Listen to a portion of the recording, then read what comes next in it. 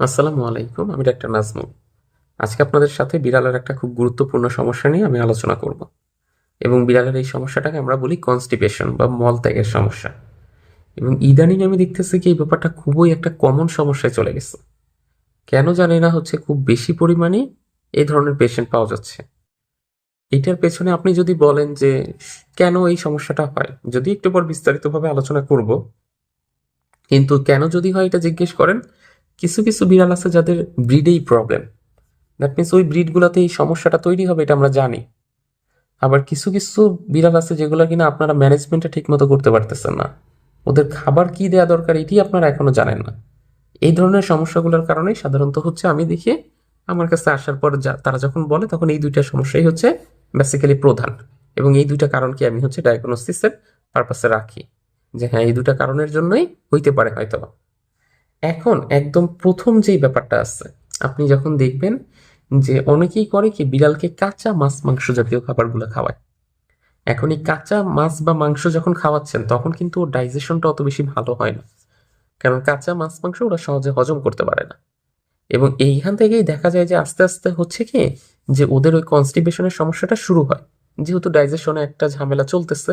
এবং পরবর্তীতে এইখান থেকে এটা খুব সিভিয়ার পর্যায়ে আর কি এফেক্ট করে। আবার আমরা কিছু বিড়ালকে বলি যে এগুলো হচ্ছে বামন টাইপের বিড়াল।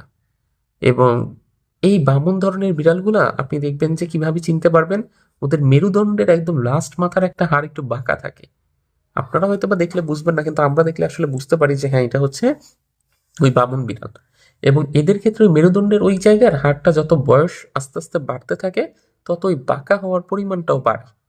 এখন এই যে যেহেতু বাঁকা হওয়ার পরিমাণটা এখানে আস্তে আস্তে বাড়তেছে, যার কারণে আপনি দেখবেন মলদ্বারের ওই রাস্তার ওই জায়গাটা সংকুচিত হয়ে আসতেছে।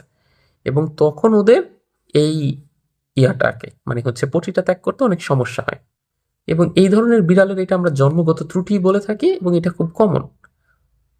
100টা বিড়ালের মধ্যে সাধারণত 20-25টা বিড়াল আপনি এরকম পাবেনই যারা বামন ব্রিডের। এবং ওদের ক্ষেত্রে এটা হবেই। ওদের যদি জিজ্ঞেস করেন যে স্যার তাহলে ওদের ক্ষেত্রে কি কোনো ট্রিটমেন্ট নাই, অবভিয়াসলি আছে। আপনি ওদেরকে নর্মাল যে কোনো খাবার না দিয়ে হচ্ছে লিকুইড টাইপের খাবার বেশি দিবেন, কারণ লিকুইড খাবারগুলো খুব ইজিলি ডাইজেস্টেবল। প্লাস ওদের হজমটাকে যাতে সবসময় ইমপ্রুভড হয়, এই জন্যে একটা হচ্ছে অ্যাসিডিটি বা এরকম টাইপের ডাইজেস্টিভ স্টিমুলেন্ট মেডিসিন আপনাকে অলওয়েজ কন্টিনিউ করতে হবে। আপনি যখন একজন রেজিস্টার্ড ভেটের সাথে কথা বলতেছেন, উনি তখন এই বিষয়টা দেখেই তো বুঝবে যে হ্যাঁ এটা হচ্ছে বামন টাইপের বিড়াল, এটা তো মাঝে মধ্যে এরকম সমস্যাটা হবে। তাইলে হচ্ছে কি করব, আমরা হচ্ছে ওকে অলওয়েজ একটা ডাইজেস্টিভ স্টিমুলেন্ট দিয়ে রাখবো। প্লাস হচ্ছে ওর পটিটা যেন সবসময় নরম হয়, এই জন্য আমরা হচ্ছে ওকে আলাদা পটি হওয়ার মেডিসিনও আমি আমার ক্ষেত্রে বলতেছি প্রায় বলতে গেলে লং টাইমের জন্য এটা দিয়ে রাখি, যে আপনি মাঝে মধ্যে এটা খাওয়াবেন। রেগুলার না যদিও, একদিন পর পর বা যখনই মনে হবে যে একটু পটিটা আটকে যাচ্ছে যাচ্ছে ভাব, একদিন হয়ে গেছে বা 2 দিন হয়ে গেছে পটি করতেছে না, তখনই আপনি জাস্ট এই মেডিসিনগুলো কন্টিনিউ করবেন। এরকম ভাবে আমি তাদেরকে একটা ইয়া করি। এবং ওভারঅল হচ্ছে খাবারের দিকেও একটা রুটিন বানিয়ে দেওয়ার চেষ্টা করি, যে দেখেন আপনার তো এই ধরনের খাবার দেওয়া দরকার। যেমন হচ্ছে আমি তখন মিষ্টি কুমড়াটাকে খুব বেশি সাজেশনে রাখি, আমি তখন হচ্ছে মাছ জাতীয় খাবারটাকে খুব বেশি সাজেশনে রাখি। তারপরে হচ্ছে আপনি যদি চিকেন দেনও, তো ওইটা একদম ব্লেন্ড করে 70% পানি থাকবে আর 30% চিকেন থাকবে, এইটাকে এই অনুপাতে মিশিয়ে আপনি ওকে খাওয়াবেন। আপনি ওকে আঁশ জাতীয় খাবার, সবজি জাতীয় যে খাবারগুলো আছে, এই ধরনের খাবার আপনি ওর চিকেনের সাথে ব্লেন্ড করে অ্যাড করে দিবেন, যদি আপনার বিড়ালটা ওইভাবে বাহ্যিকভাবে না খায় সবজি। তো এরকম আদার্স অনেকটা মানে এগুলো আসলে ব্যাপারগুলো হচ্ছে কি যেগুলো সিচুয়েশন টু সিচুয়েশন আলাদা হয়, ওই গড়ে কতগুলো আপনাকে হচ্ছে বলে দেয়া যায় না। স্পেসিফিক ধরেন যে আপনি এইখানে হিসাবটা করছেন, আবার আপনার বিড়ালটার আদার্স অন্য ভিন্ন সাইন সিমটম আছে, তখন সেটার উপর ভিত্তি করে খাবারের মেনু বা বেসিক এগুলো চেঞ্জ হয়ে আসবে। এই জন্য আমি বলবো সবসময় এরকম ধরনের যদি কোষ্ঠকাঠিন্যের কোনো সমস্যা ফেস করেন, হোক সেটা ম্যানেজমেন্টাল ইস্যু, হোক সেটা জন্মগত ইস্যু, আপনি সাধারণত একজন ভেটের কাছে আগে কনসালটেন্সি নেবেন।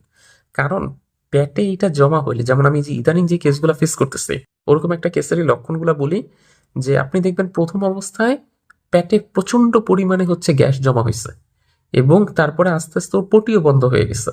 এখন আপনি মনে করতেছেন যে ঠিক আছে 2 দিন যাক 3 দিন যাক তারপরে হয়তো বা পটিটা হবে, কিন্তু এই হবে হবে করে আর হচ্ছে না।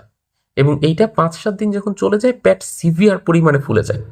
এখন পেটের ভিতরের গ্যাসটা তো আসছে, এখন ওই পটির রাস্তাটা বন্ধ হওয়ার কারণে তখন কিন্তু ফ্রিকোয়েন্টলি বমি শুরু হয়, উল্টা ব্যাকআপ পয়েন্টে বমি আসতে থাকে। এবং একের দিকে পটি হচ্ছে না, সেকেন্ডে তো বমি হচ্ছে, বডি থেকে পানি লস হচ্ছে প্রচুর পরিমাণে, খাওয়া দাওয়া করতে পারতেছে না, মানে তখন আর এটা বাঁচানোই হচ্ছে টাফ হয়ে যায়। এই জন্য আমি আপনাকে প্রাইমারিলি সাজেস্ট করব, একদিন বা 1.5 দিনই যদি পটি না হয়, আপনি হচ্ছে ভেট কনসালটেন্সিতে যান। ওনার কনসালটেশন নেওয়ার পরে উনি হচ্ছে বলে দিবে তো, হ্যাঁ এটা বামন বিড়াল, এটার মাঝে মধ্যে আপনি এরকম সমস্যা ফেস করবেন। বামন বিড়ালের ছোটকালে কিন্তু সেরকম সমস্যা হয় না, এটা যখন আপনি আস্তে আস্তে বড় হবে ও, তখন ওই হাড়টা বাঁকা আরো বেশি হবে, দ্যাটস ওয়াই সমস্যাটা ডেভেলপ হবে। এই জন্য এরকম ভাবে যদি ওই তার কনসালটেন্সি নেন এবং সে যদি আপনাকে বলে দেয় এবং ওইভাবে একটা ডায়েট চার্ট বানিয়ে দেয়, তাহলে হচ্ছে আপনি কিন্তু এটা থেকে অনেকাংশে মুক্তি পাওয়া যায়। আর আমি এরকম অনেক কেস ফেস করছি, কেন জানি না, ভেটরা অনেকেই এরকম করেন দেখে, যে ওনারা এনিমা করছেন, এনিমা করার পর দেখা যায় যে খুবই লোজ অ্যামাউন্টে, মানে খুবই সামান্য পরিমাণে পটি হওয়ার মেডিসিনটা ব্যবহার করে। তো এরকমও কিন্তু অনেক ধরনের ইয়া থাকে, এই জন্য আপনারা চেষ্টা করবেন সবসময় অভিজ্ঞ রেজিস্টার্ড ভেটের পরামর্শ নিতে। উনি ম্যানেজমেন্টাল ইস্যুগুলো আপনাকে সাথে বলে দিবে, শুধু মেডিসিনের উপর ভরসা না করে। তাহলেই দেখবেন যে আস্তে আস্তে অসুস্থ হয়ে যাচ্ছে। এবং আরেকটা ব্যাপার যেটা হচ্ছে কি, আপনি একটা কাজ করতে পারেন এইখানে, কাজটা হচ্ছে কি, ওর খাবারজনিত যেই ইয়াটা আছে, খাবারের মেনুটা একটু নতুন খাবারে অভ্যস্ত করার চেষ্টা করবেন, যখন দেখবেন যে আগের খাবারে ডাইজেশনটা সেরকম ভালো মতো হচ্ছে না। এবং এই ক্ষেত্রে মুরগির মাংস জাতীয় খাবারগুলো বন্ধ করে বেশিরভাগ ফিশ জাতীয় খাবার, মাছ জাতীয় খাবার দেওয়ার চেষ্টা করবেন, কারণ এগুলো হচ্ছে পেটটাকে নরম করে। আর যত পারবেন আপনি বারবার মানুষের সিভিট গোলানো পানি, তারপরে হচ্ছে নর্মাল ওটস স্যালাইন, এই ধরনের স্যালাইন ওকে খাওয়াবেন। যত বেশি পানি এই টাইমে বডিতে ঢুকানো যায়, তত বেশি হচ্ছে আপনার ওই বিড়ালটার জন্য ভালো হবে। আর দুধ বা এই জাতীয় খাবার বন্ধ রাখা, ভাত বন্ধ রাখা, এরকম আদার্স আনুষঙ্গিক ব্যাপারগুলো যদি ফলো করেন, তাহলে দেখবেন যে আস্তে আস্তে সুস্থ হয়ে যাচ্ছে। এবং এই যে কনস্টিপেশনের যে সমস্যাটা, এ ধরনের সমস্যা আপনাকে আর ওকে নিয়ে ফেস করতে হচ্ছে না।